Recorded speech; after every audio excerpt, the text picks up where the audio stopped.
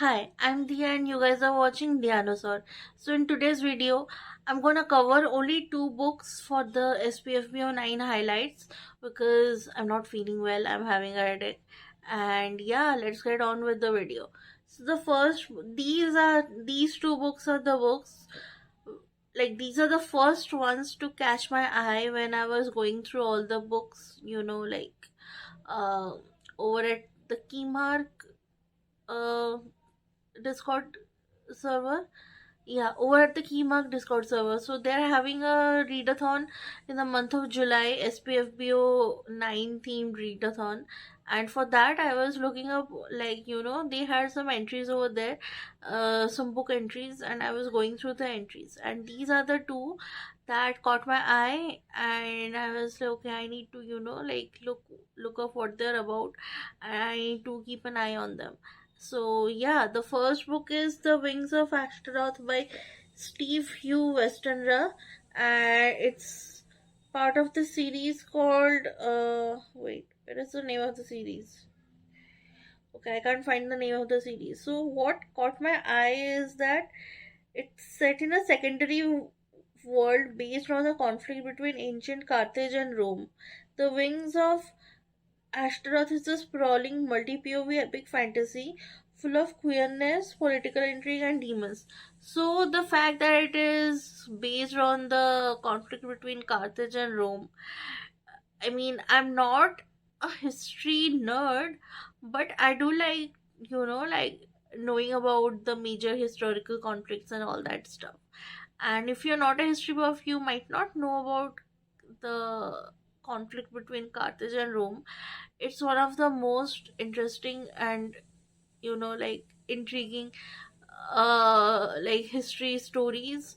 So yeah, if you don't know, do give it a shot, like do check it out. And I think Hardcore History has a podcast episode on that, and that's where I heard about it, like I got to know about it first. And it's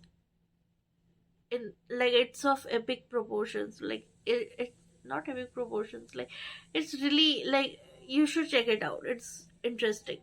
So it's based on that. And first of all, like fantasy, usually the medieval European culture is mostly portrayed and all that, but in the last 4 5 years people have been, moving away from that.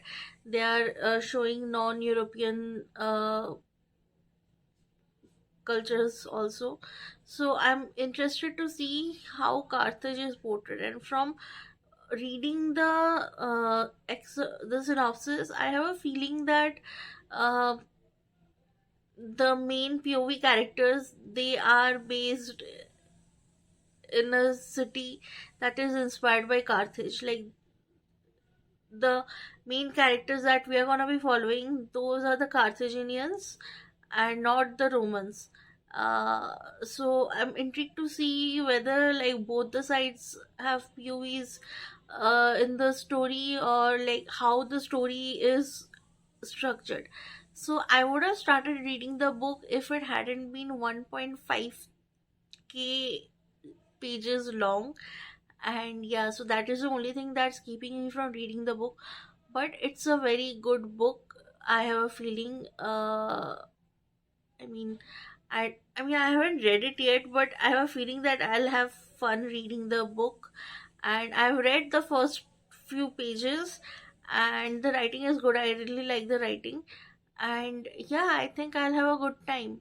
Yeah, that's what I meant to say. I'll have a good time instead of saying it's a good book. I mean, I'm not saying that it's not a good book, but I haven't read the book, so I can't say that it's a good book. Like you know.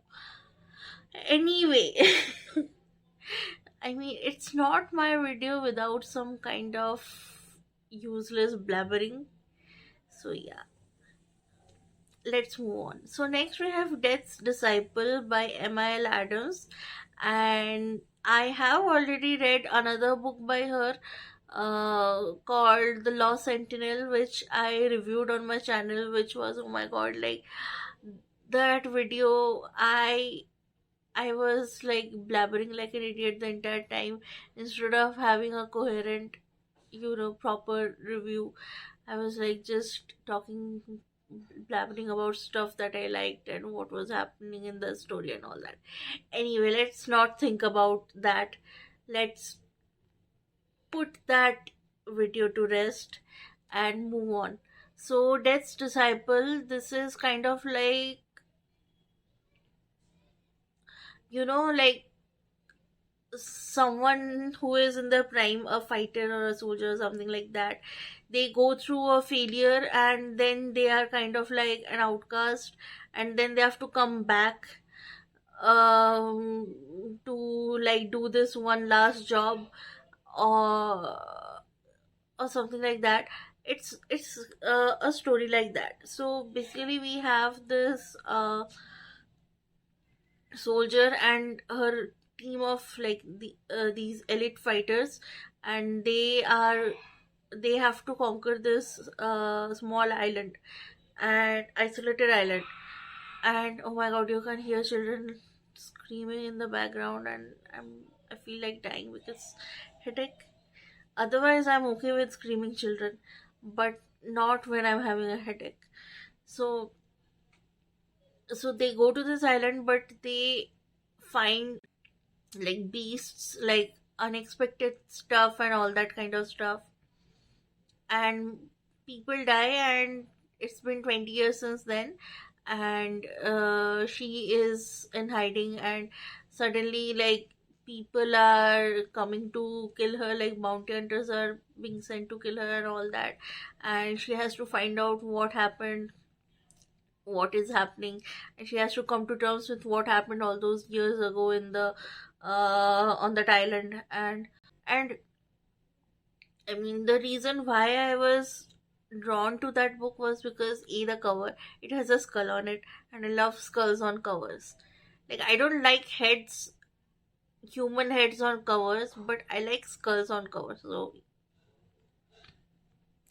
So that is the first reason why it caught my eye. Then second, I mean, the author M.I.L. Adams. I was like, okay, like I read anything she writes. And third is that the premise of the story, like it it's not about a chosen one or any wide-eyed farm boy, who's becoming powerful or something like that. It's about this like grizzled old veteran of war, and she has seen it all, and she has to come back for this last job that has to be done, and that can only be done by her. And I have a thing for that kind of a trope. So I like older characters in my stories. I like, like some untold mystery, like something that happened in the past that created all these issues in the present, and what happened in the past, that mystery, that intrigue. Like I like all those things, and all those things in this book, and that's why I really want to read it. Yeah. So my coughing has also started, so I'm not in a state to talk about more books. I'll come back either later tonight or tomorrow to talk about more books. Like I'm doing a first paragraph, uh like I'm choosing books based on the first paragraphs or the first pages of the book.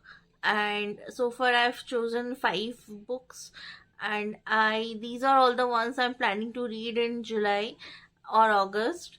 And yeah, you should follow me on Twitter if you're not. Like if you want to follow SPFBO 9 content, and want to see how people are thinking about, like what people are feeling about the books and all that, follow me on Twitter. I am sharing my own thoughts along with other people's thoughts and everything. Like if you want to know about SPFBO 9, follow me on Twitter. And also subscribe to my channel, because I will be covering everything that is gonna come out.